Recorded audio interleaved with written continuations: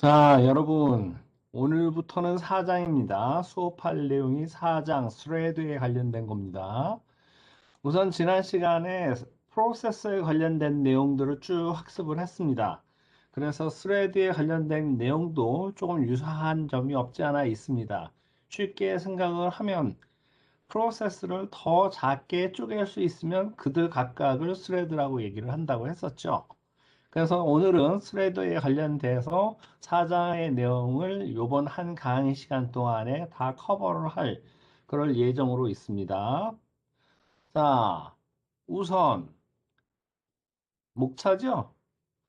일단 사장에서는 스레드가 뭐냐 하는 그런 정의부터 시작해서 오버뷰에 관련된 내용들 쭉 좀 설명을 할 거고요. 그러고 나오면 이제 두 번째로 나오는 내용이 멀티 스레딩 이슈, 모델, 뭐 이런 것들에 관련된 내용들이 나올 겁니다. 멀티 스레딩 관련된 거. 우리 멀티 프로세스도 얘기를 했었었고, 유사한 개념이라고 얘기를 할 수도 있는데, 여기서는 조금 틀립니다. 뒤에 가서 더 상세한 내용을 설명을 할 거고요. 그러고 나면 이제 스레딩 이슈. 그래서 여러 가지 이슈들이 몇 가지가 있습니다. 스레드를 생각을 하고 사용을 할 때 고려해야 할 사항들인데 그런 것들이 있고요.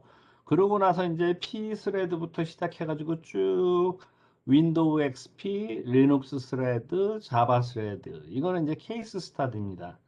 그래서 뭐 깊숙이 들어갈 내용은 없고요. 그냥 간단히만 언급하면서 이런 특징들이 있다 하는 것만 언급하면서 지나가도록 하겠습니다.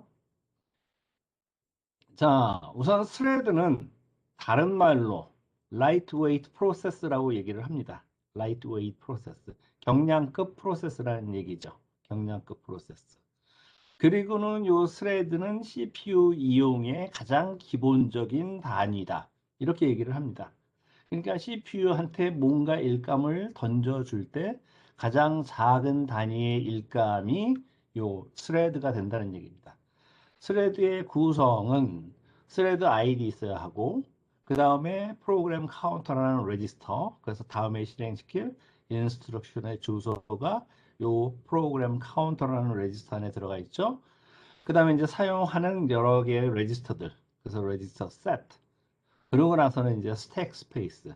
이게 이제 구성 요소가 된다고 얘기를 합니다. 그래 놓고 요 스레드와 그 다음에 동등한 peer 스레드, 동등한 스레드들 간에는 코드 섹션, 데이터 섹션. 그러니까 코드면은 명령어들이죠. 명령어들의 집합입니다.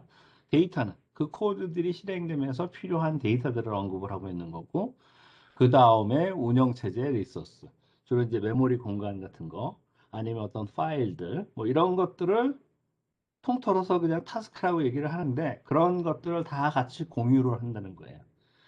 그래서 이 얘기는 어느 한 프로세스가 여러 개로 쪼개져서 멀티 스레드 환경이 되면 그 스레드들 간에는 코드 섹션, 데이터 섹션, 그 다음에 운영체제의 여러 자원들. 여기 지금 보이고 있는 거죠. 그림에서 보이고 있는 이런 것들을 같이 다 공유를 한다는 얘기입니다. 자, 아까 위에서 우리는 라이트웨이트 프로세스라고 그랬죠? 근데 밑에 보면은 어느 한 타스크 안에도 스레드는 하나는 존재를 합니다. 근데 오직 하나만 존재하는 그런 케이스는 이렇게 헤비웨이트 프로세스, 중량급 프로세스라고 얘기를 합니다. 그러니까 프로세스 안에 스레드가 하나 있으면 그러면은 헤비웨이트 프로세스라고 그렇게 표현을 하는 거고요. 그 다음에 그 안에 여러 개의 스레드들이 존재를 한다? 그러면은 라이트웨이트 프로세스라고 얘기를 합니다. 표현을 합니다. 자, 참고로 보면은 이전 시간에 우리 프로세스 이거의 구성 요소를 설명을 할 때 당연히 프로세스 아이디 포함되겠지만 그거 외에 프로그램 카운터, 그 다음에 스택, 그 다음에 데이터 섹션 이런 것들이 구성 요소라고 얘기를 했죠. 자, 그러면은 이제 싱글 프로세스, 멀티 스레 그러니까 싱글 스레디드 프로세스, 그 다음에 멀티 스레디드 프로세스 그 개념에 대해서 좀 설명을 한번 해봅시다. 자, 위에서 잠깐 보면 스레드의 구성 요소가 뭐라고 그랬죠? 스레드 아이디, 프로그램 카운터, 레지스터 셋, 그 다음에 스택 스페이스로 구성을 된다고 했고요. 그 다음에 그 한 스레드와 동료 스레드, 피어 스레드 간에는 코드 섹션, 데이터 섹션, 운영체제 자원 이런 것들을 다 공유를 한다고 얘기를 했습니다. 자, 밑에 있는 그림에서 왼쪽 부분은 싱글 스레드 프로세스를 보여주고 있는 거고요. 그러니까 프로세스 안에 스레드가 하나밖에 없는 경우가 되겠습니다. 그리고 오른쪽 그림은 프로세스가 여러 개의 스레드들로 쪼개지는 그런 경우들을 지금 보여주고 있습니다. 자, 여기 지금 왼쪽 그림에서 보면은 이렇게 실밥 같이, 실날 같이 이렇게 표시된 거, 꼬불꼬불하게 표시된 게 요거를 이제 스레드라고 얘기를 합니다. 스레드라는 용어 자체가 실날, 뭐 이런 의미를 갖고 있기도 해요. 그런데 어찌됐든 화살표로 표시하고 있는 저 위치, 저게 지금 스레드의 어느 부분이 실행되고 있는 거다 하는 거를 지금 표현을 하고 있는 건데, 그때 그 정보를 어디에서? 프로그램 카운터라는 레지스터에서 가지고 있다는 얘기죠. 그리고 아까 구성 요소라고 했던 요 레지스터들, set of register, 그 다음에 stack 이런 것들은 구성 요소가 되겠고요. 당연히 얘는 지금 싱글 스레디드 프로세스이기 때문에 코드 섹션, 데이터 섹션, 그 다음에 파일 등등의 운영체제 자원들을 얘 혼자 다 갖고 있겠죠. 그렇지만 이 오른쪽에서 보면은 얘는 멀티 스레디드 프로세스 환경이죠. 그러니까 여기 지금 하나의 프로세스가 세 개의 스레드로 나뉘어졌고 이들 스레드 각각은 레지스터, 그 다음에 스택 얘네들은 갖고 있겠지만 빨간 박스로 표시된 코드 섹션, 데이터 섹션, 그 다음에 운영체제 자원 이런 것들은 이런 세 개의 스레드들 간에 같이 공유를 하고 있다고 지금 공유를 하고 있는 겁니다, 지금. 자, 그러면 이제 싱글 스레디드 프로세스와 멀티 스레디드 프로세스의 개념은 좀 설명을 해준 것 같고요. 그 다음에 스레드가 왜 좋은 거냐? 스레드가 왜 좋은 거냐? 우선 일단은 프로세스를 보다는 더 작은 단위로 쪼개놓은 거라고 얘기를 했죠. 그래서 스레드가 갖는 가장 큰 장점 중에 하나는 하나의 스레드가 혹시라도 뭐 IO 작업이라든지 인터럽트 걸렸다든지 뭐 이러한 여러 이유로 해서 블럭 당하거나 아니면 웨이팅 상태에 빠진다고 해도 같은 작업에서 파생된 다른 스레드들은 돌 수 있다는 겁니다. 그게 스레드가 갖는 가장 큰 장점 중에 하나입니다. 이렇게 여러 스레드들 간에 서로 도와가면서 작업 처리를 하기 때문에 이제 여러 스레드라는 것은 이 같은 작업에서부터 파생돼 나온 여러 스레드들을 얘기를 하는 거죠. 그렇기 때문에 higher throughput, 그죠? 정해진 시간에 하는 일의 양, 그게 클 수밖에 없다. 말하자 좋을 수밖에 없다는 거고, 당연히 성능도 향상될 수밖에 없습니다. 자, 지금 이렇게 성능이 좋아질 수 있는 이유 중에 하나, 우리 아까 하나의 스레드가 블로킹 당해도 다른 스레드가 돌 수 있다. 그거를 보여주고 있는 이그젬플이 밑에 있는 그런 경우입니다. 밑에 있는 이그젬플은 지난 시간에 배웠던 거죠. 코오퍼레이팅 프로세스 설명을 하면서 그러면서 어떤 그 같은 어떤 버퍼 공간을 쓰고 있는 프로듀서라는 프로세스와 그 다음에 거기에서 뭔가를 빼갖고 가는 컨슈머라는 프로세스 그때 설명을 했었는데 프로세스보다 스레드를 이용을 하면 보다 효과적으로 많은 혜택을 가질 수 있다는 것을 보여주고 있는 이그젬플입니다. 이게 자 왼쪽에 이건 뭐예요? 어느 한 프로그램 내에 보니까 프로듀서라는 프로세스도 돌고 컨슈머라는 프로세스도 돌아요.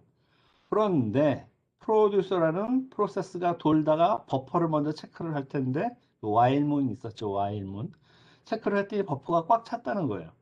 그럼 뭐 해요? while 꽉 찼으면 do nothing 이런 식으로 블럭 당하고 맙니다. 그럼 그 상태에서 while문의 조건이 깨지기를 기다릴 텐데 깨지는 건 어디서 깨져요? 밑에 쪽으로 내려와서 컨슈머 쪽 프로세스가 실행이 돼야 버퍼 안에 있는 거를 끄집어 갖고 가겠죠. 그죠? 그런데 거기까지 내려가지를 못하는 겁니다. 그러니 전체 프로그램이 블럭 당한 상태에 있는데 반면에 여기 오른쪽에 있는 거는 스레드로 구현을 한 겁니다. 그래서 프로듀서 쪽에 스레드가 버퍼가 꽉 찼기 때문에 블록을 당한다고 해도 이 스레드는 거기서 블록을 당해도 밑에 쪽에 있는 컨슈머 쪽 스레드는 돌 수 있다는 얘기예요. 그래서 컨슈머 쪽에 스레드가 돌게 되면은 당연히 버퍼에 있는 뭔가 만들어진 거를 끄집어 갖고 갈 거고, 그렇게 되면은 버퍼가 풀 상태에 있는 그 상태가 깨지게 되는 거죠. 그죠? 그래서 요 블럭 당한 이 프로듀서 쪽의 스레드, 얘가 맞아 자기 작업을 더 이어서 할 수 있는 그런 상황이 된다는 겁니다. 그래서 지금 방금 설명한 것처럼 이렇게 스레드를 이용을 하면 보다 더 좋은 성능을 가질 수가 있고, 보다 더 여러 가지 장점을 가질 수가 있기 때문에 스레드를 사용을 하는 겁니다. 자, 방금 전에 얘기했던 것 포함해서 스레드가 갖는 장점은 무엇이냐? 우선 리스폰시브니스, 반응 시간, 뭐 이런 게 좋아진다는 얘기예요. 왜요? 방금 전에 얘기했던 이그젠플처럼 어느 한 스레드가 블럭 당해도 다른 스레드들은 일을 할 수가 있기 때문에 뭔가 더 빨리 반응을 보여줄 수가 있다는 얘기죠. 그죠? 그 다음에 자원 공유입니다. 자원 공유. 코드 섹션, 데이터 섹션, 그 다음에 운영체제의 여러 자원들을 같이 공유를 한다고 했고, 이렇게 같이 공유를 했기 때문에 이코노미, 좀 더 경제적이라고 얘기를 할 수가 있습니다. 그리고 이제 맨 밑에 있는 게 MP 아키텍처. 여기서 MP는 멀티플 프로세서입니다. 프로세서. 그러니까 CPU가 여러 개가 있다는 얘기죠. 자, 만약에 프로세스가 하나밖에 없어요. 근데 그게 블록당했어요. 그럼 CPU가 4개가 있어도 아무 상관이 없습니다. 아무 도움이 안 돼요. 그죠? 작업이 하나밖에 없기 때문에. 근데 그게 아니고 한 프로세스가 4개 스레드로 쪼개졌다? 그러면은 CPU 하나당, 프로세서 하나당 스레드 하나씩 잡아가지고 일을 처리를 해줄 수가 있습니다. 물론 그 중에는 또 블록 당하는 스레드들도 있을 수 있겠지만, 다른 스레드들은 다른 CPU에 의해서 실행이 될 수 있고, 그러다 보니 보다 더 좋은 성능을 낼 수 있다는 얘기입니다. 자, 이 부분은 좀 요약 정리를 했는데요. 여기 지금 빨간색으로 표시를 해놨습니다. 지금 그 얘기가 이렇게 위쪽 파트, 그 다음에 그 이후에 요 밑에 쪽 파트, 두 파트가 있는데, 우선은 지금 설명할 수 있는 파트는 위에 쪽에 있는 파트입니다. 위에 쪽 파트. 뒤에 가면은 해당되는 내용이 있는 슬라이드에서 밑에 쪽 파트를 또 설명을 할 거예요. 자, 그럼 위에 쪽에서는 뭘 설명을 하고 있는 거냐? 왼쪽은 멀티플 프로세스, 그 다음에 오른쪽은 멀티플 스레드입니다. 요거를 상대적으로 비교를 해 놓은 게 지금 요 테이블의 내용입니다. 우선 멀티플 프로세스는 얘네들은 독립적으로 동작을 한다고 그랬습니다. 독립적으로. 그래서 각각의 프로세스들이 독립적입니다. 그렇지만 멀티플 스레드에서의 스레드는 독립적이지 못하죠. 한 프로세스에서부터 파생돼서 쪼개져 나온 그런 스레드들이라는 얘기입니다. 그러니까 독립적일 수가 없다는 얘기가 되겠고요. 그 다음에 두 번째는 구성 요소입니다. 프로세스의 구성 요소는 프로그램 카운터, 그 다음에 레지스터 셋, 그 다음에 스택 포인터, 이렇게 구성 요소가 있다고 그랬고, 반면에 멀티플 스레드 쪽에서 스레드의 구성 요소는 프로그램 카운터, 레지스터 셋, 그리고 나서 스택 스페이스입니다. 여기서 스택 스페이스는 아마도 스레드가 더 경량화된 거기 때문에 사용하는 공간이 작고, 그러다 보니까 그냥 필요한 스택 스페이스 다 줘버린 거고요. 프로세스 쪽은 좀 더 많은 공간을, 스택 공간을 필요로 할 수 있기 때문에 스택 포인터의 값만 먼저 주고, 그 포인터에 있는 곳으로 가면 그 이후로 필요한 만큼의 스택들이 계속 이제 제공이 되는, 그래서 이렇게 좀 구분을 지어 놓은 것 같습니다. 그 다음에 세 번째가 주소 공간입니다. 각각의 이 독립적인 프로세스들은 또 공간 같은 걸 사용하는 게 아닙니다. 그렇지만 멀티 스레드 쪽에서는 주소 공간을 같은 거를 사용을 하고 있다는 얘기입니다. 그게 왜 장점이 되느냐?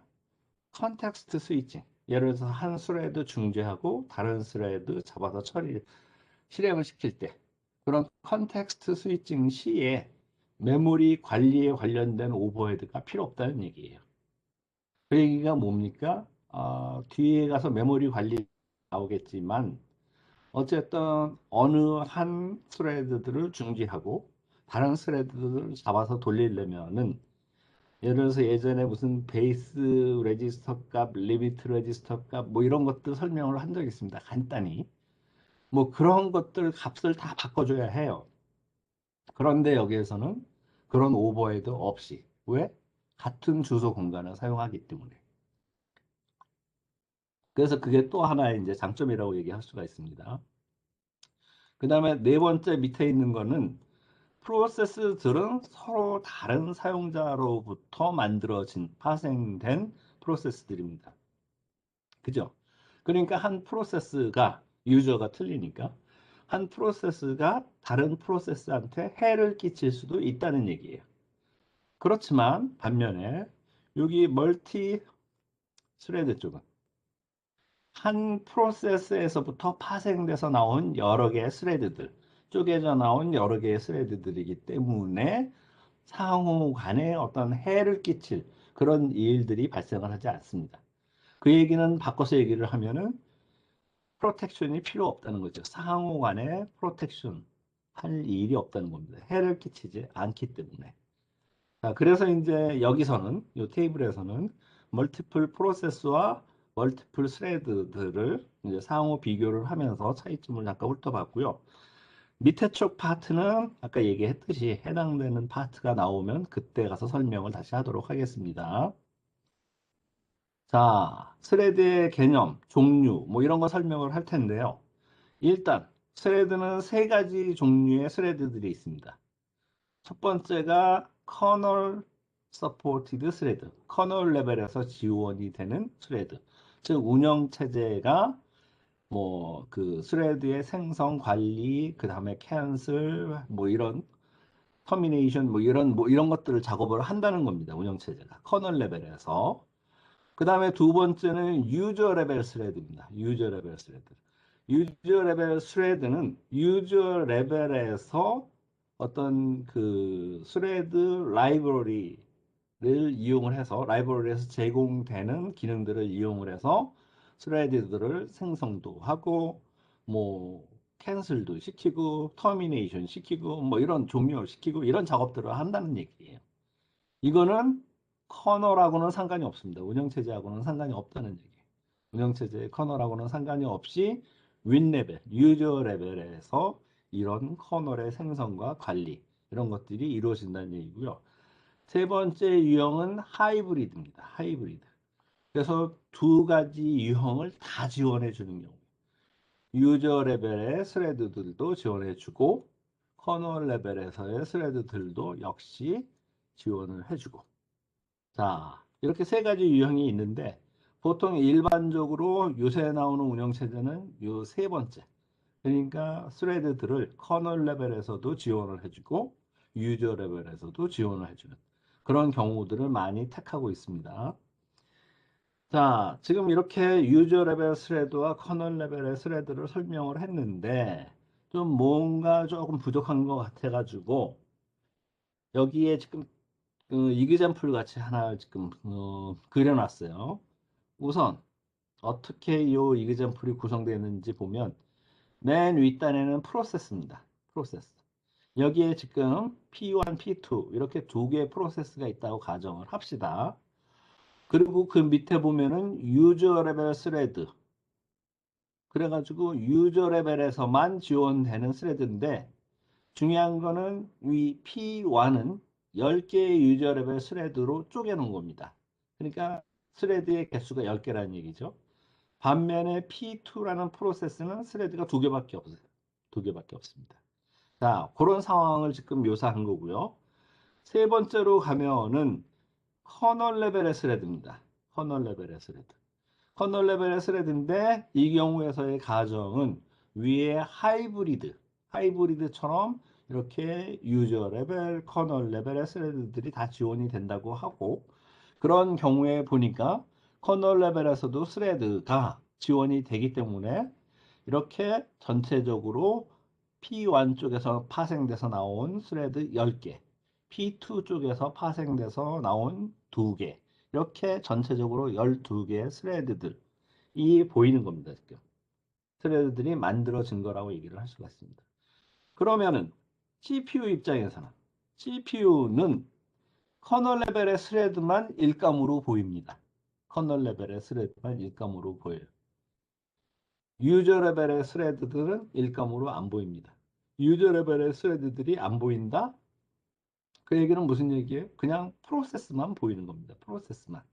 프로세스만 보이면 P1 하나, P2 두 번째. 이렇게 해가지고 두 개의 프로세스만 보이는 경우인데 지금 만약에 유저 레벨 스레드, 커널 레벨 스레드가 다 지원이 되고 있다고 하면 그때는 CPU한테 보이는 게 커널 레벨의 스레드이기 때문에 전체적으로 12개의 스레드들이 보이는 겁니다. 그걸 지금 정리해 놓은 게 이겁니다. CPU only see kernel level thread. 커널 레벨의 스레드만 CPU는 볼 수가 있고 유저 레벨의 스레드는 볼 수가 없다는 얘기입니다. 그러면 스레드 레벨에서는 안 보이니까 CPU한테 보이는 거는 오직 두 개의 프로세스라는 거죠. 두 개의 프로세스. 자, 이러면은 아까 그 뒤에 가서 얘기합시다. 해당되는 테이블이 또 나올 테니까. 자, 그래서 이제 부연 설명을 좀 했습니다, 지금. CPU한테 보이는 거는 스레드, 커널 레벨의 스레드들밖에 안 보여요. 유저 레벨의 스레드는 안 보입니다. 그러니까 어떤 작업이 스레드 단위로 쪼개져서 CPU에 의해서 뭔가 작업 처리가 되려면, 실행이 되려면, 그러면 유저 레벨의 스레드는 연결이 돼야 해요. 커널 레벨의 스레드를 붙잡아야 한다는 얘기입니다. 지금과 같은 경우면 전체적으로 똑같은 개수의 유저 레벨 스레드, 커널 레벨의 스레드 이렇게 개수가 똑같았으니까 1대1로 매핑이 되겠지만 안 그런 경우 주로 커널 레벨의 스레드 개수가 훨씬 더 적은 경우가 대부분이기 때문에 그런 경우에는 경합을 벌여야 합니다. 자, 그거에 관련된 내용은 어디서? 뒤에 가면은 모델, 스레딩 모델에 관련된 부분이 나오는데 거기서 마저 더 들여다보도록 하겠습니다. 자, 유저 레벨 스레드를 지원하는 거는 자, 여기도 지금 언급이 돼 있죠. 스레드 관리에 관련된 거는 유저 레벨의 스레드 라이브러리에서 제공을 다 한다는 겁니다. 유저 레벨에서 윗단에서 다 한다는 얘기예요. 그래서 이렇게 유저 레벨의 스레드를 지원하는 그런 것들은 포식스 이건 이제 유닉스 계열이죠. 윈32 스레드 이건 윈도우 계열이고요. 그 다음에 자바 스레드 자바 버추얼 머신에 관련된 그런 이런 스레드 라이브러리들이 존재하고 유저 레벨에서 그런 라이브러리에 있는 기능들을 이용을 해서 생성하고 관리를 한다는 얘기입니다. 자, 커널 레벨의 스레드는 말 그대로 커널에서 지원이 되고 있는 스레드들입니다. 그리고 그들이 결국은 CPU한테 보여지는 것들입니다. 자, 이런 경우에 이그젬플은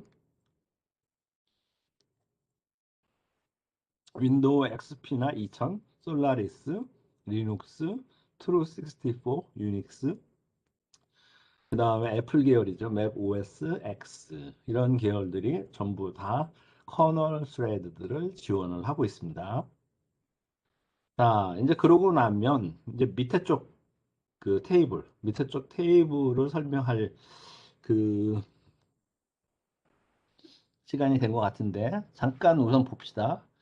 우선 유저 레벨 스레드는 운영 체제하고는 상관이 없습니다.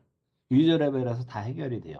아까도 얘기했듯이 이런 라이브러리 안에 스레드 라이브러리 안에서 제공되는 어떤 그 기능들을 이용을 해서 생성도 하고 관리도 하고 한다는 얘기예요. 그러니까 시스템 콜 호출할 일도 없고 이렇게 호출을 하면 일반적인 경우는 커널한테 인터럽트를 걸어서 운영체제가 처리해 주라는 그러한 오버헤드가 발생을 할 텐데 그런 게 없다는 얘기입니다. 뭐 할 때? 스레드 스위칭. 스레드 중지하고 다른 스레드 잡아서 돌리고 할 때 그런 오버헤드들이 없고 부담감이 없죠. 그래서 굉장히 빨리 이렇게 스레드 스위칭 기능이 실행이 될 수가 있다는 그런 거를 우선 언급을 하고 그 다음에 테이블 들어옵시다. 지금 우선 보면은 위에는 유저 레벨 스레드, 왼쪽은 그 다음에 오른쪽은 커널 레벨 스레드죠. 자, 유저 레벨 스레드 커널하고 상관없이 이루어진다고 그랬죠. 그러니까 스위칭 작업, 스레드 스위칭 작업 이런 게 굉장히 빨리 이루어질 수 있고 반면에 커널 레벨의 스레드는 커널에서 스레딩 작업을 해줘야 합니다. 그죠? 그러니까 당연히 스레드 스위칭 작업을 할 때 시간이 더 오래 걸린다는 얘기죠. 자, 세 번째로 있는 거는 스케줄링에 관련된 건데 우선 유저 레벨의 스레드만 지원이 되고 있으면은 유저 레벨의 스레드는 아까도 얘기했듯이 CPU한테 보이는 게 아니기 때문에 보이는 거는 단지 이 두 개의 프로세스만 보인다는 얘기입니다. 그러니까 P1 한 번 해주고 P2 해주고 P1 한 번 해주고 P2 해주고 그런데 그 반면에 커널 레벨에서 스레드가 지원이 되면 전체적으로 12개의 스레드가 보이는 겁니다. 그래서 12번 중에 한 번은 T1 해주고 12번 중에 한 번, 그 다음 번은 T2를 해주고 이런 식으로 전체적으로 12개의 스레드를 놓고 스케줄링을 해주기 때문에 어떤 면에서는 조금 더 공정하다. 스레드 입장에서 봤었을 때는 공정하다. 이렇게 얘기를 할 수가 있습니다. 그리고 이 밑에 있는 거는 이미 다 지금 설명을 했던 거였죠. 설명을 한 거였습니다. 네? 자, 그럼 이제 스레딩 모델을 한번 봅시다. 스레딩 모델. 여기 지금 보면은 크게 이제 세 가지 모델을 보여주고 있는데 앞에 쪽에 있는 뭐 매니, 완, 매니 뭐 요거는 유저 레벨의 스레드를 얘기를 합니다. 유저 레벨의 스레드. 그 다음에 뒤쪽에 있는 매니 이거는 커널 레벨의 스레드를 얘기를 합니다. 자, 다시 한번 언급을 하지만 유저 레벨의 스레드는 유저 레벨에서 편의상 어떤 프로세스라는 덩치 큰 놈을 다 그냥 임의대로 자른 겁니다, 말하자면. 임의대로 자른 건데 그것들이 뭔가 작업이 진행이 되려면 커널 레벨에 있는 스레드들을 잡아야 해요. 그래서 일감을 던져줘야 합니다. 그러고 나면은 커널 레벨의 스레드한테 할당이 된 거는 그 밑에 있는 CPU가 커널 레벨의 스레드들을 볼 수가 있기 때문에 이제 스케줄링 해서 커널 레벨의 스레드한테 넘겨진 작업들을 처리를 해주는 거죠. 그런데 그럴 때에 예를 들어서 many to one이면 유저 레벨의 스레드들은 many 여러 개가 있고 커널 레벨의 스레드는 하나밖에 없다는 얘기입니다. one to one, one to one 말 그대로 매핑 1대1로 many to many는 복수계 대 복수계 뭐 이런 의미가 됩니다. 그들 각각에 대해서 한번 봅시다. 우선 many to one입니다. 유저 레벨 스레드 many 그 다음에 커널 레벨의 스레드 하나 이 얘기입니다. 우선 뭐 솔라리스 그린 스레드 또는 뭐 GNU 포터블 스레드 뭐 이런 이그젬플들이 있다는 거고 그냥 모델 그림상으로 보면은 이렇게 됩니다. 유저 레벨 스레드가 여러 개가 있고 many 여기서는 지금 네 개가 있네요. 그림상에서는 커널 레벨의 스레드는 하나밖에 없는 겁니다. 그러니까 CPU한테 보여주는 거는 딱 얘 하나 커널 레벨의 스레드 하나밖에 없어요. 그러면은 일단 유저 레벨 스레드는 네 개인데 걔네들이 뭔가 작업을 그러니까 이제 프로세스가 있겠죠. 이제 덩치 큰 프로세스가 있는데 그거를 쪼갠 겁니다. 쪼갠 거예요.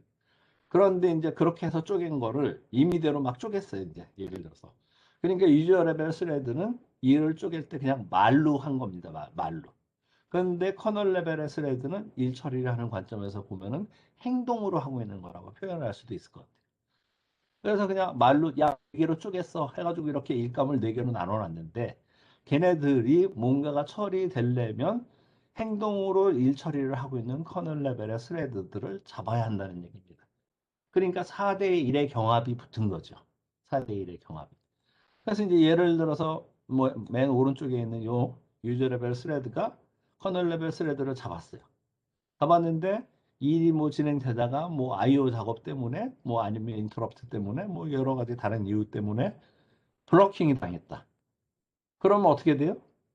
커널 레벨의 스레드 얘는 CPU한테 보여주고 있는 건데 CPU가 보고 있는 커널 레벨 스레드 하나밖에 없는데 이렇게 해가지고 여기서부터 시작해가지고 이쪽 여기까지 연결돼 그쪽이 블로킹 당해버리면은 CPU 입장에서는 더 할 일이 없는 겁니다. 그잖아요. 보이는 일감은 딱 하나 커널 레벨의 스레드가 갖고 있는 그 일이었는데 그 일이 블로킹 당해버렸기 때문에 IO 작업 등 여러 이유로 블로킹 당해버렸기 때문에 할 일이 없는 겁니다. 이제 그러다 보니까 이거는 굉장히 좀 문제가 있다. 그래서 이제 그 다음 단계로 나온 게 원투원 모델이 되겠습니다. 원투원 모델. 윈도우 NT, XP 2000, 뭐 리눅스, 솔라리스 9, 뭐 이런 애들이 원투원 모델을 적용을 하고 있는데 말 그대로 커널 레벨의 아니 그 유저 레벨의 스레드 하나당 커널 레벨의 스레드 하나. 자, 이렇게 해 놓으니까 아까 생겼던 문제. 예를 들어서 CPU 입장에서 봤었을 때 CPU가 얘를 잡았어요, 얘를. 그래서 지금 위에 있는 요 유저 레벨의 스레드가 이 밑에 있는 얘 커널 레벨의 스레드를 통해서 어떤 일감을 전달을 했고 그걸 CPU가 선택을 한 겁니다. 그런데 또 아까처럼 뭐 블로킹을 당했다? 그러더라도 이제는 CPU 입장에서는 다른 애를 고를 수가 있어요. 그죠? 그러니까 아까보다는 훨씬 더 좋아지긴 한 겁니다. 이 원투원 모델이. 근데 이제 문제는 처음에도 아까 언급을 했었지만 유저 레벨의 스레드들은 몇 개를 만들든 부담감이 없어요. 그잖아요. 스레드 50개를 만들어라. 아까 뭐 말로 일을 한다. 뭐 이런 표현을 썼었는데 위에 있는 유저 레벨의 스레드들은 100개를 만들든 200개를 만들든 커널하고는 상관이 없기 때문에 갖다 쓰는 자원도 없고 그냥 원하는 대로 프로세서라는 덩치 큰 작업을 계속 쪼개놓은 겁니다. 그냥. 그런데 반면에 1대1 매핑이니까 유저 스레드 100개 그렇다고 해서 커널 레벨의 스레드 100개 1대1로 매핑시키기 위해서 만들어 놓는다고 하면은 커널 레벨의 스레드들은 하나 만들 때마다 자원을 필요로 해요. 그리고 또 이제 그만큼 또 오버헤드를 발생을 시키는 거고 이제 그러다 보니까 그냥 유저 레벨의 스레드 개수만큼 같은 수로 커널 레벨의 스레드들을 막 만들어낼 수가 없는 겁니다. 그럼 이제 그게 이제 하나의 문제로 이제 발생을 하죠.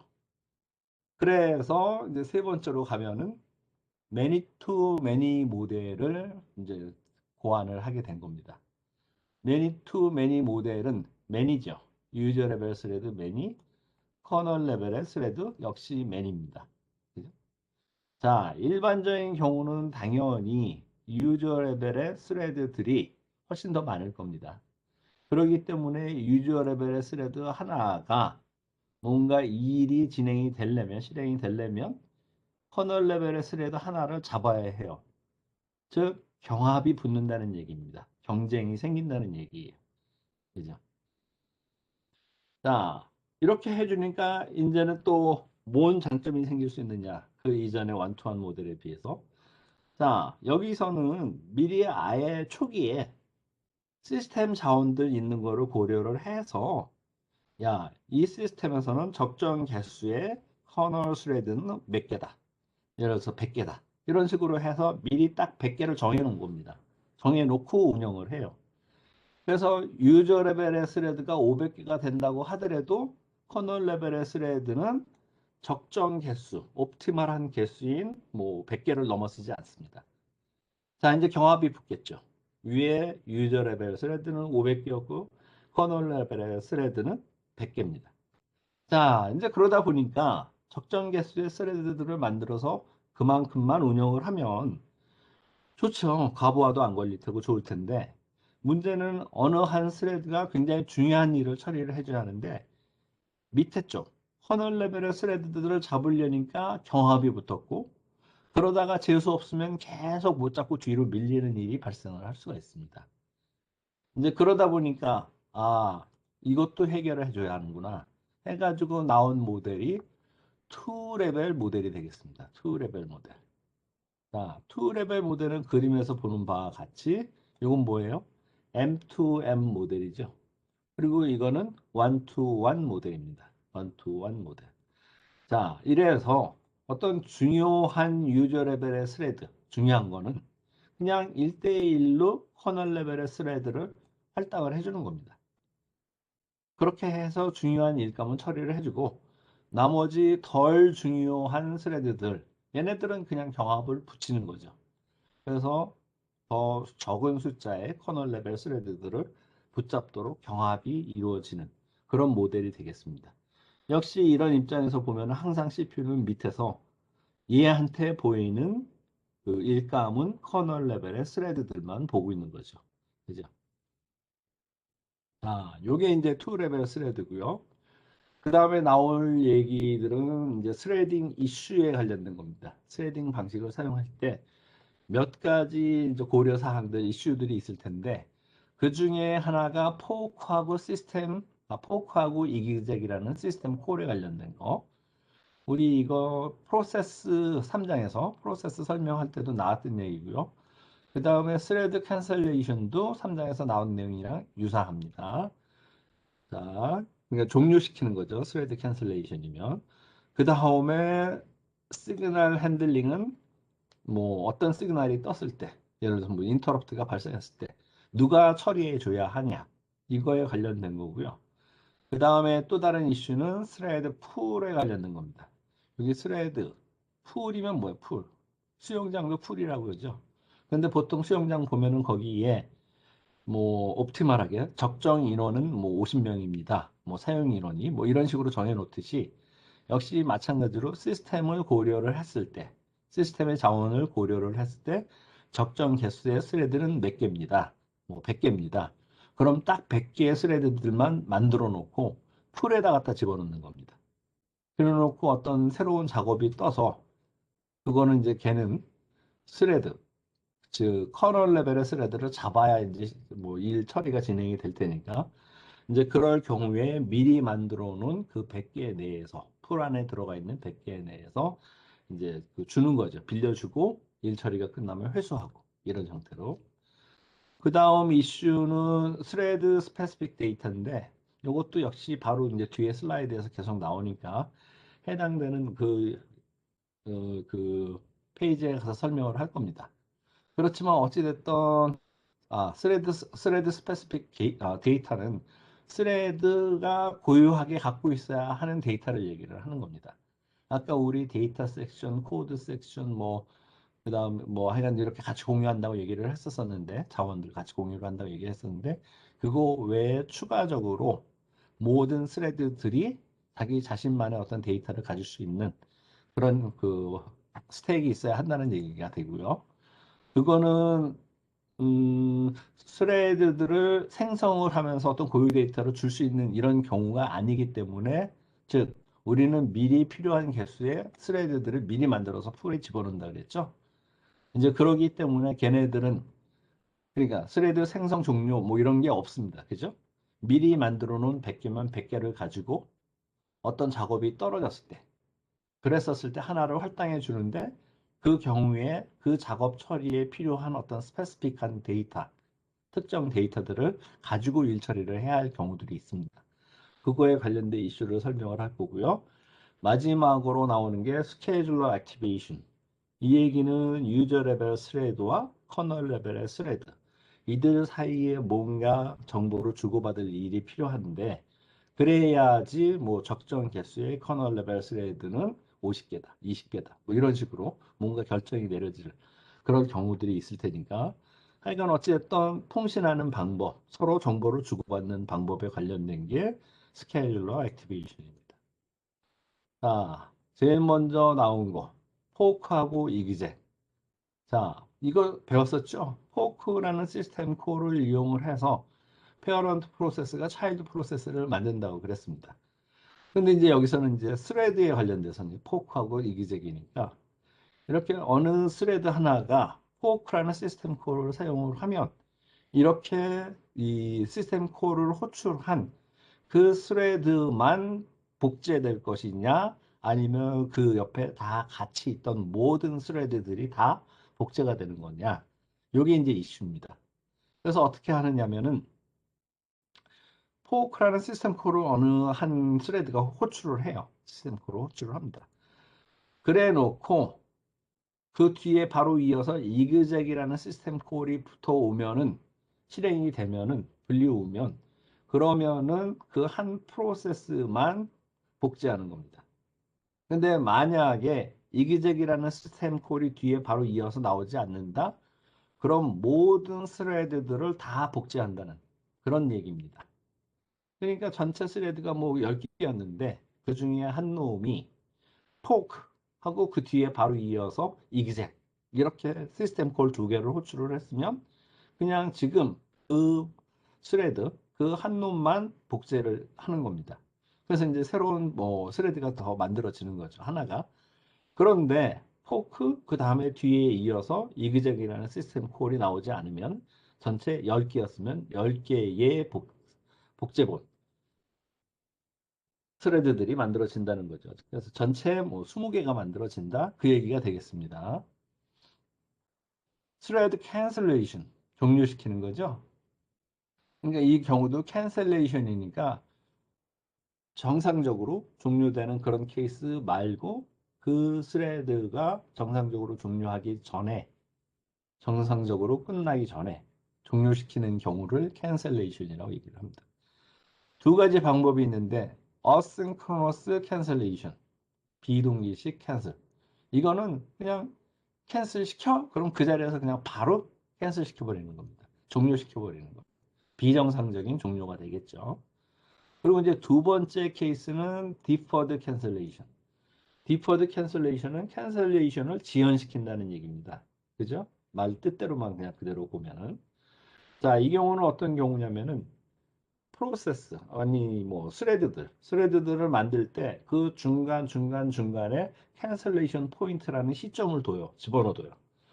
그래서 어떤 프로세스 여기서 이제 스레드죠. 스레드들을 캔슬 종료시켜라. 그럴 때 그냥 바로 종료시키는 게 아니고 아까 캔슬레이션 포인트라고 이렇게 몇 군데 이렇게 쭉 집어넣어 줬던 그 포인트를 만날 때까지는 그냥 그대로 캔슬시키지 않고 가는 겁니다. 그래놓고 그 캔슬레이션 포인트를 만나면 그때 체크해요. 혹시 뭐 나를 캔슬시키라는 명령이 떨어졌나? 아니면 또 쭉 진행하다가 다음 캔슬레이션 포인트를 만나게 되면 또 체크합니다. 혹시 나를 이 프로세스, 이 스레드를 캔슬시키라는 명령어가 떨어졌나? 뭐 이걸 확인을 하는 겁니다.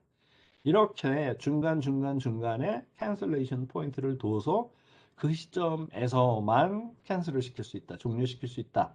이거는 혹시라도 뭐 어떤 그 공유하고 있는 데이터 값을 바꾸고 있는 중요한 시점에 그냥 막무가내로 캔슬시키는 그런 일이 발생하는 것은 막아주자는 겁니다. 그리고 이 캔슬레이션 포인트에 도달하면 어쨌든 그때까지 했던 일감은 이제 돌려주겠죠. 그죠?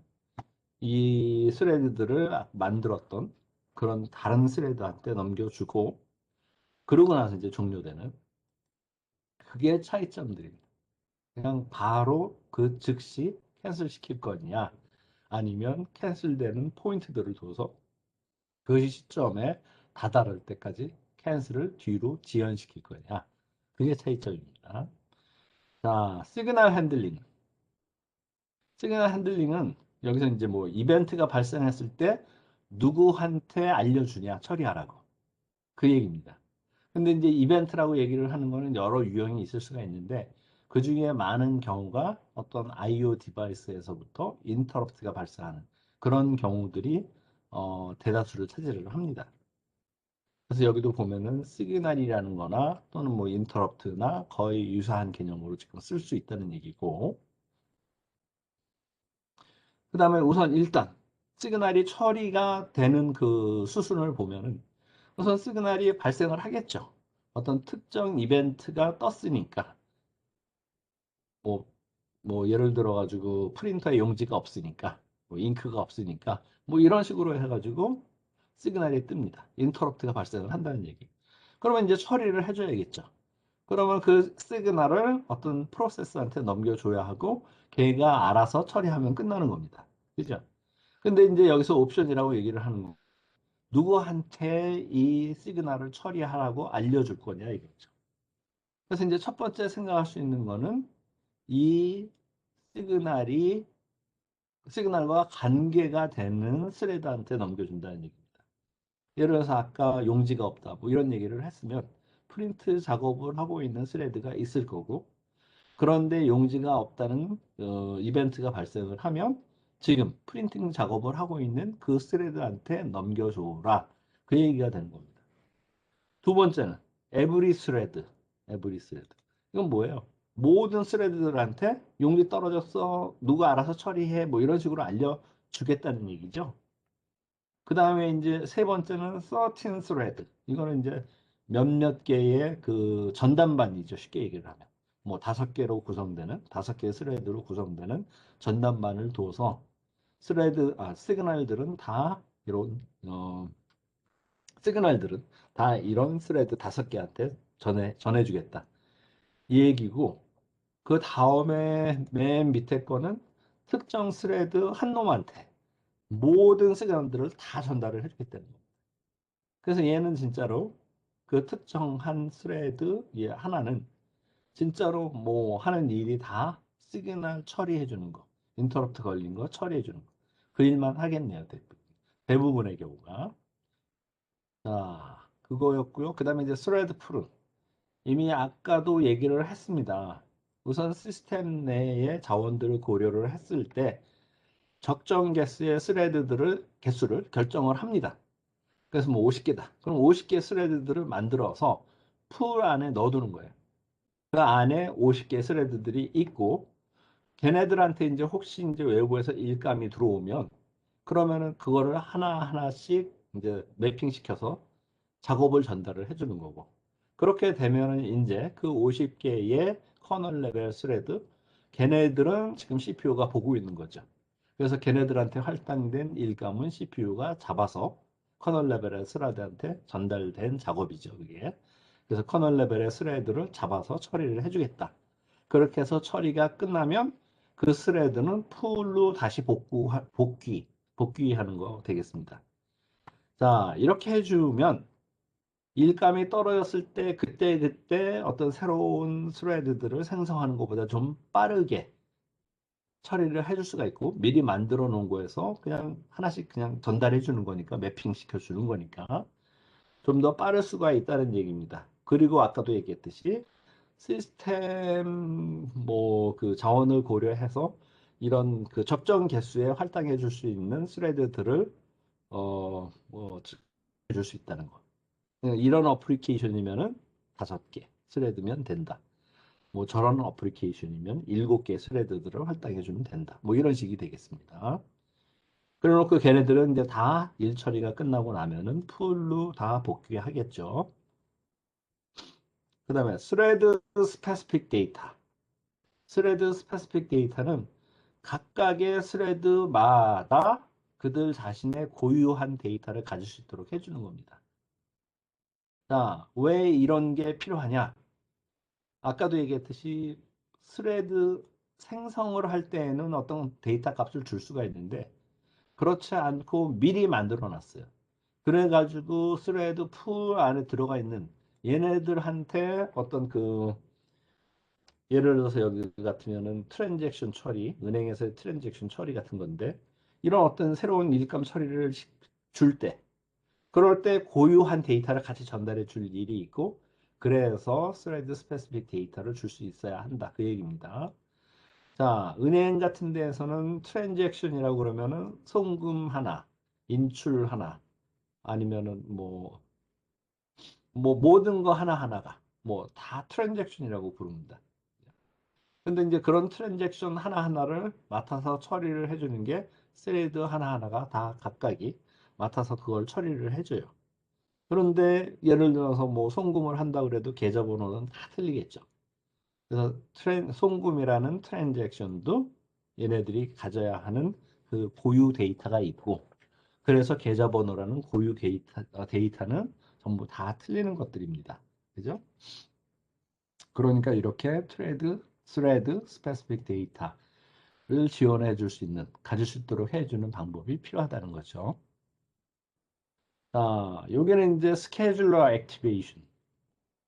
아까 스케줄러 액티베이션은 이런 경우 같으면 이건 매니 투 매니죠. 이런 거는 투 레벨입니다. 근데 어찌됐든 얘네들한테는 유저 레벨의 스레드 개수, 커널 레벨의 스레드 개수, 같이 뭔가 커뮤니케이션을 하면서 적정 개수의 커널 레벨의 스레드 개수를 결정해 줘야 하는, 그래서 그 개수만큼을 유지시켜 줘야 하는 그럴 필요성이 있습니다.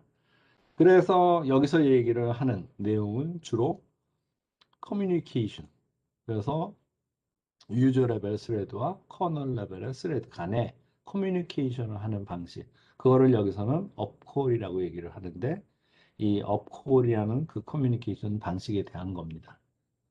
그리고 이거는 이미 설명을 한 거지만 어플리케이션에 따라서 적정 개수의 커널을 적정 수의 개수의 커널 스레드들을 지원을 해줘야 한다. 뭐 이제 그럴 필요성이 있겠죠. 그걸 결정을 할 때에도 유저 레벨, 커널 레벨, 스레드들 간의 커뮤니케이션이 필요로 하다는 얘기입니다. 여기에 CPU 바운드 작업, 그 다음에 IO 바운드 작업이라는 거는 CPU 바운드 작업을 하면 당연히 CPU를 쓸 일이 많겠죠. 그죠? 그러니까 커널 레벨의 스레드의 개수가 많으면 도움이 될 거고, 반면에 IO 바운드 작업은 커널이 그 CPU가 할 일이 별로 없어요. 그죠? 전부 다 IO 디바이스에서 주고받고 뭐 이런 일들이 벌어지는 거기 때문에 IO 바운드 작업이면은 CPU 입장에서는 할 일이 별로 없습니다. 그러니까 당연히 커널 레벨의 스레드 필요한 것도 제공돼야 하는 것도 적을 수밖에 없겠죠. 조금만 있어도 된다는 얘기입니다. 이제 그려놓고 위아래, 그래서 유저 레벨과 커널 레벨 안에 커뮤니케이션을 할 때 어떤 특수 운영 체제에서는 LWP, 버추얼한 프로세서, 이 LWP라는 그 우리 배웠던 라이트웨이트 프로세스를 다른 말로 버추얼 프로세서라고 해서 이 중간에 넣어서 활용을 하는 그런 기법을 사용하는 데도 있습니다. 그럼 이 그림에서 보듯이 지금 요게 이제 LWP입니다. 그림에서 보듯이 커널 레벨의 스레드들이 차지하는 그 위치 중간에 LWP라는 버추얼한 프로세서를 집어넣고, 우선 일단 그렇게 되면은 유저 레벨의 스레드들은 요 LWP를 잡기 위해서 경합을 할 거고, 그 다음에 이 LWP와 밑에 있는 커널 레벨의 스레드들은 1대1로 매핑이 되어 있는 그런 경우들을 보여주고 있는 이그젬플입니다. 이런 경우도 있을 수 있다는 것을 보여주고 있죠. 그래서 방금 전에 얘기했듯이 유저 레벨의 스레드는 LWP를 잡기 위해서 경합을 할 거고, 또 역시 마찬가지로 LWP는 커널 레벨의 스레드와 1대1, 1대1 관계로 붙어 있는 그런 모델이 되겠습니다. 그러니까 이쪽에서 보면은, 그리고 오른쪽에서 보면은 그냥 유저 레벨 스레드들이 그냥 바로 커널 레벨의 스레드들을 잡기 위해서 경합을 벌였는데, 그러지 말고 요 왼쪽 레벨에서는 이 LWP라고 불리우는 가상의 프로세서, 얘를 잡기 위해서 먼저 경합을 한번 벌리고 나면은, 그러고 나서 이제 더 경합은 없지요. 왜냐하면은 요 밑에 쪽에 커널 레벨의 스레드는 LWP와 1대1 매핑 관계에 있기 때문에. 자, 이게 이제 스케줄러 액티베이션 얘기였고요. 그 다음에 이제 P스레드에 관련된 내용부터는 케이스 스타디네요. 케이스 스타디. 자, 일단 P스레드는 POSIX API 안에서 제공이 되고 있는 거고, 그래서 스레드 크리에이션, 만드는 거, 생성하는 거, 싱크로나이제이션, 동기화 시켜주는 그런 관련된 펑션들을 제공을 해줍니다. 그 다음에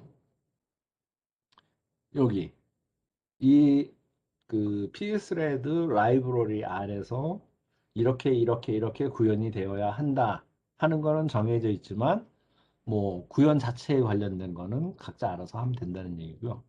일반적으로 모든 유닉스 오퍼레이팅 시스템들은 요 P스레드를 이용을 한다는 얘기입니다. 그래서 스레드들을 생성하고 그 다음에 관리를 한다는 얘기고요. 자, 이런 그 스레드 라이브러리 여기에서 생성하고 관련된 얘기는 다 그 뭐예요? 유저 레벨 스레드에 관련된 걸 얘기를 하는 거죠. 유저 레벨 스레드. 그 다음에 이제 윈도우 XP 스레드. 얘는 원투원 매핑을 지원을 해주고 있고요.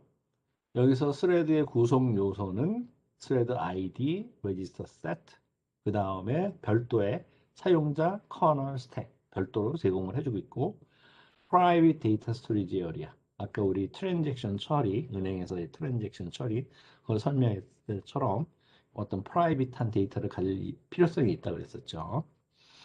그리고 이제 뭐 레지스터 세트 스택 그 다음에 프라이빗 스토리지 에어리아 이런 걸 이제 다 통틀어서 스레드의 컨텍스트 스레드의 그 구성 요소라고 해야 하나 뭐 하여간 컨텍스트라고 얘기를 한다는 거고요. 그 다음에 이제 데이터 스트럭처에 관련돼서는 간단하게만 언급을 하고 있기 때문에 우리도 그냥 이런 게 있다는 수준에서 넘어갑시다. 그 다음에 이제 리눅스 스레드가 되겠네요. 리눅스에서는 스레드라기보다는 또 역시 마찬가지로 타스크라는 용어를 많이 씁니다. 그 다음에 크론이라는 시스템 콜을 사용을 해서 이 스레드 생성을 하고요. 크론이라는 시스템 콜을 사용을 하면은 그 다른 그렇게 해서 만들어진 스레드들 간에 같이 주소 공간을 같이 공유를 한다는 겁니다. 주소 공간을 같이 공유를 한다는 거. 그 다음에 이제 자바 스레드는 자바 버추얼 머신에서 관리를 합니다. 자바 스레드들은. 그래서 자바 스레드를 생성하는 방법은 두 가지가 있는데 스레드라는 클래스를 확장해서 또는 러너블 인터페이스를 구현하는 그런 측면에서 이렇게 새로운 자바 스레드들을 만들 수가 있다는 거고요. 자바 언어를 배웠으면은 이게 무슨 말인지 알 텐데 그냥 여기서 만약 안 배웠다고 하면 여기서 그냥 말로 설명을 하는 거는 이 수준에서 그냥 그 끝내고 넘어가는 게 맞을 것 같습니다. 시간이나 개념이 좀 어려운 개념이 되기 때문에 자, 자바 스레드들 얘네들이 가질 수 있는 상태를 나타냈죠. 보니까 new라는 상태가 있고 그 다음에 runnable 상태, 블록 상태, 데드 상태 이렇게 있는데 지금 보면은 runnable 상태는 아까 우리 3장에서 배울 때 러닝 상태 그죠?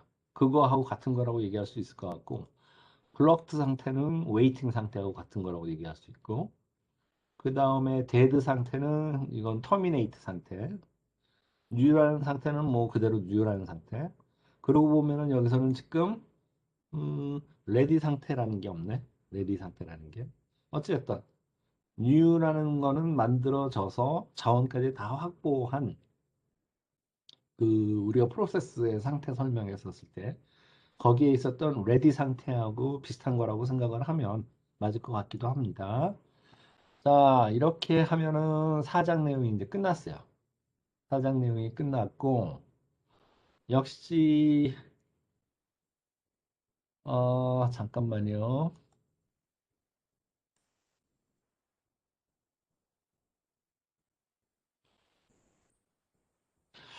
역시,